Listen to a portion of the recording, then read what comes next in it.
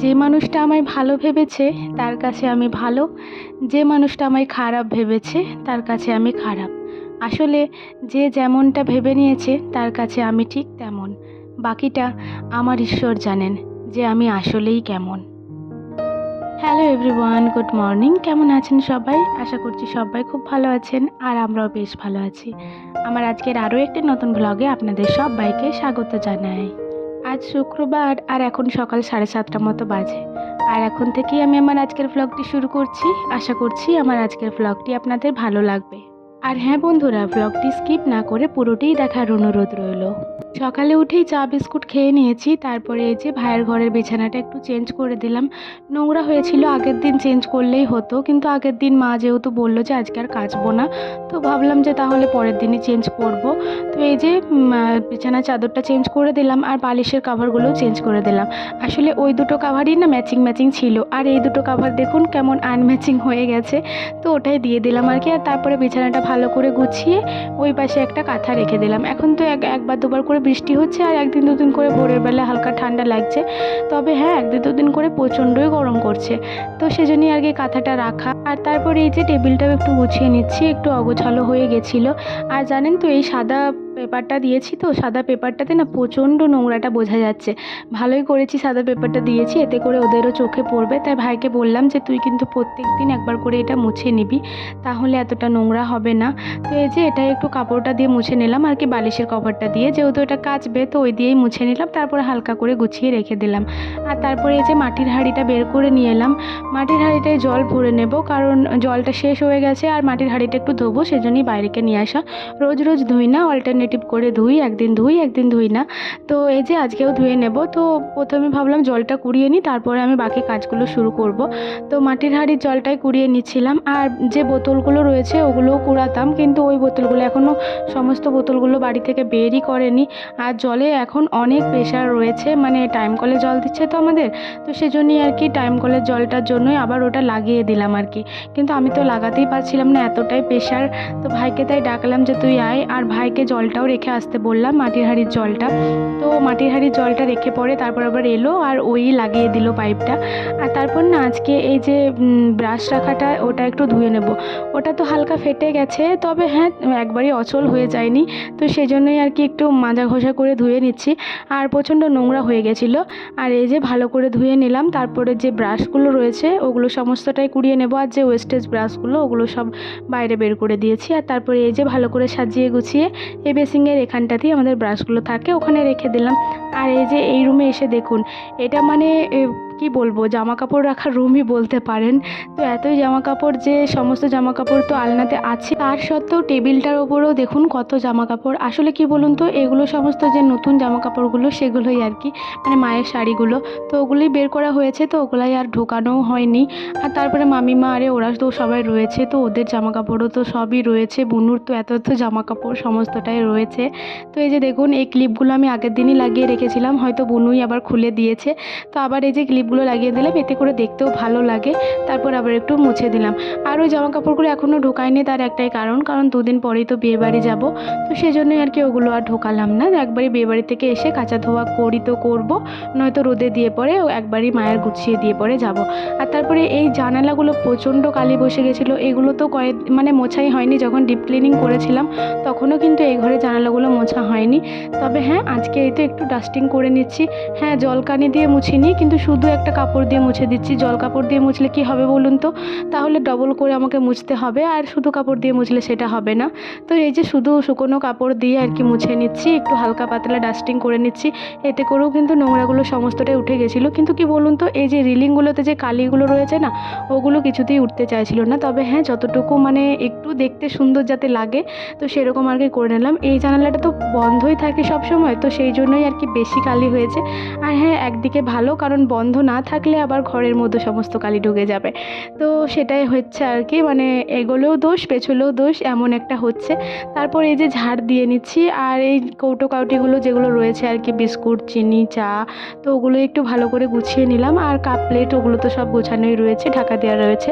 আর তারপর ঝাড় দিয়ে নিচ্ছি। আর ওই কোণাতে না আমার যে আগের দিন নাইট মানে শাড়িটা পরেছিলাম, বিকালবেলা তো চেঞ্জ করে নিয়েছিলাম, তো ওই শাড়িটাই ওই কোণাতে রেখেছিলাম, তো ওটাই একটু বের করে দিলাম, মা ওটা ধুয়ে দেবে।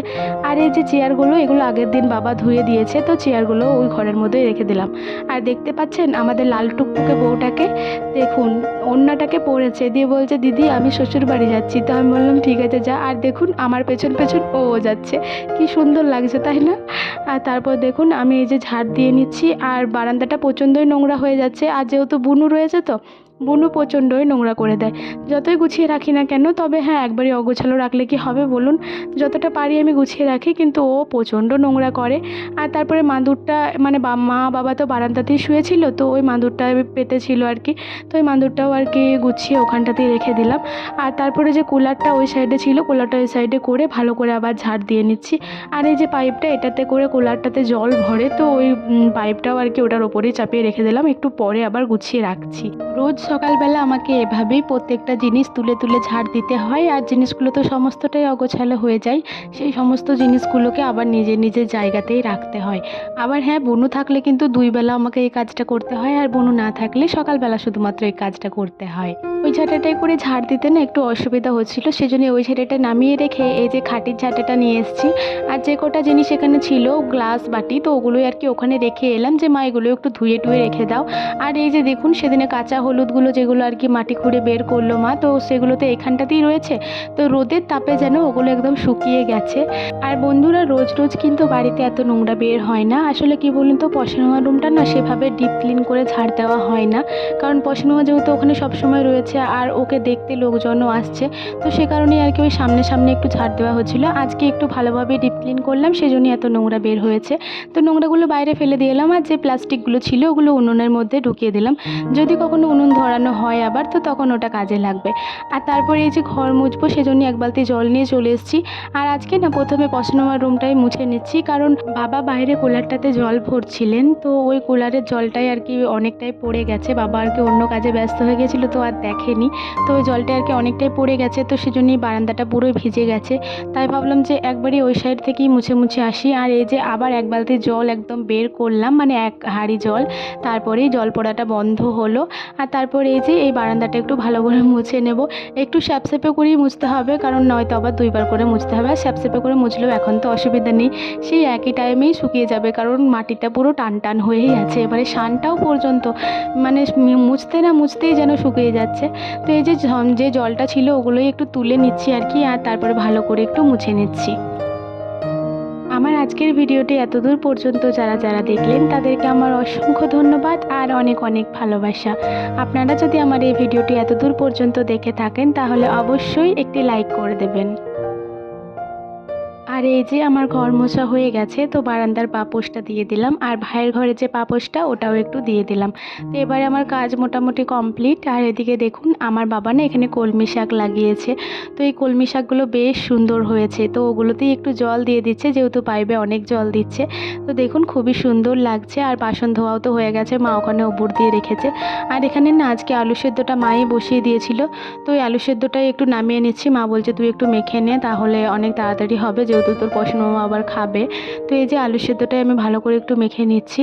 আর আজকে না আলু সেদ্ধটা পেঁয়াজ দিয়েই মানে মাখাবো, তো সেজন্যই এই যে কড়াইটা চাপিয়ে দিয়েছি, কড়াই গরম করে তেলও দিয়ে দিলাম। আর পেঁয়াজটাকে কিন্তু ভাজা দিয়ে মাখাবো, কারণ কাঁচা পেঁয়াজ আমার আবার খেতে ভালো লাগে না।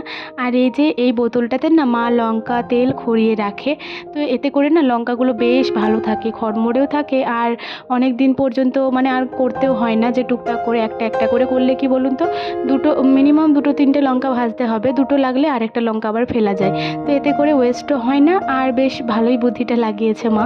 তো এই যে লঙ্কাটা ওইদিকে একটু মুইয়ে পরে রেখে দিলাম, আর এদিকে মানে বিনা লঙ্কায় আর কি মাখবো, তো সেই জন্যই এই যে পেঁয়াজ আর পেঁয়াজ ভাজাটা দিয়ে ভালো করে আলুটার সাথে মাখিয়ে নিচ্ছি। আর পেঁয়াজ ভাজাটার সাথে লবণ দিয়েছিলাম, তো সেই জন্যই এখন লবণটা দিচ্ছি না, আগে মাখিয়ে নিই, তারপরে একবার টেস্ট করে পরে লবণটা হালকা দেবো। তো একটু লবণ কম লাগছিলো, সেজন্যই অল্প একটু লবণ দিলাম। আর মুড়ির সাথে না মুড়িগুলো আমাদের একটু লবণ বেশি, তো সেক্ষেত্রে একটু কম লবণ দিলেও চলবে। তো এই যে পছনমার জন্য আর বুনুর জন্য আঝাল তুলে রেখে দিলাম, আর তারপরে যে লঙ্কাটা মুইয়ে রেখেছিলাম ওটাই আর কি মাখিয়ে নিচ্ছি। আর একটা লঙ্কা রয়েছে দেখতে পাচ্ছেন, ওটা আসলে কি বলুন তো, আমার বাবা একটু বেশি ঝাল খায়, তো ওটা আপনার বাবা নিয়ে নেবে, তো ওটাই আর কি রেখে দিলাম, বাবা নেয় তো নেবে, যে নাই নেবে। আর এই যে আলু ভাতে মাখা আমার একদম রেডি, তারপর চলুন ওই রুমে নিয়ে যাই। তারপরে আবার বাবাকে খেতে দিয়ে দিয়েছিলাম, আর বাবাকে খেতে দেওয়ার পরে মা বললো যে তোর পছন্দমাকেও দিয়ে দে, তো এই যে পছন্দমাকেও একদম মাখিয়ে দিয়েছি। তারপরে করে দিয়ে দিলাম। আর পশনমা বলছে হাতটা ধোবো, তো পশনমার জন্য সেজন্যই আর কি জল আর মগ নিয়ে এলাম। তো পশনমাকে হাতটা ধুইয়ে দিই। আর হ্যাঁ, পশনমাকে একটুকু শসাও গ্রেট করে দিয়েছিলাম, শসাটা খেলে আর কি শরীরের পক্ষেও ভালো। আর এদিকে দেখুন পিপির সাথে বুনু কেমন মজা করছে। ওদের খাওয়া দাওয়া হোক, ততক্ষণ আমি এই যে লবণ হলুদ যেগুলো আছে আর কি ওগুলো একটু ঢেলে নেব। এই কৌটোটাতে আর কি নিরামিষ রাখবো, সেজন্যই আর কি ঢেলে নিচ্ছি। মাকে আমি বারবার বলি যে একটু নিরামিষ আলাদা করে করে রাখবে, তো মা বলবে যে তুই করে দিবি। তো সেজন্যই আজকে মানে আগের দিন আর কি বাবা এই মশলাগুলো এনেছে। তো এই যে লবণ হলুদ আর পাঁচফোড়ন এই তিনটেই এনেছে, তো এই তিনটেই রেখে দিলাম, বাকি আর কোনো মশলা রাখা হয়নি। আর তারপরে না আমার মুড়ি টুড়ি খাওয়া হয়ে গেছে। আর এই যে এখানে মানি প্ল্যান্টটা একটু জল দিয়ে পরে এই প্লেটটার উপরে চাপিয়ে রেখে দিলাম, কারণ নয়তো বাবা টোপ টোপ করে জলটা পড়বে নিচের দিকে, যেহেতু ফুটো করা আছে। আর তারপর দেখুন ভাই আবার আমার জন্য চিকেন প্যাটিস এনেছিল, তো সেটাই আর কি সবাই মিলে খাচ্ছি। আর বনুর তো বেশ ভালো লেগেছে, ও সবসময় বলছে আমাকে দাও দাও।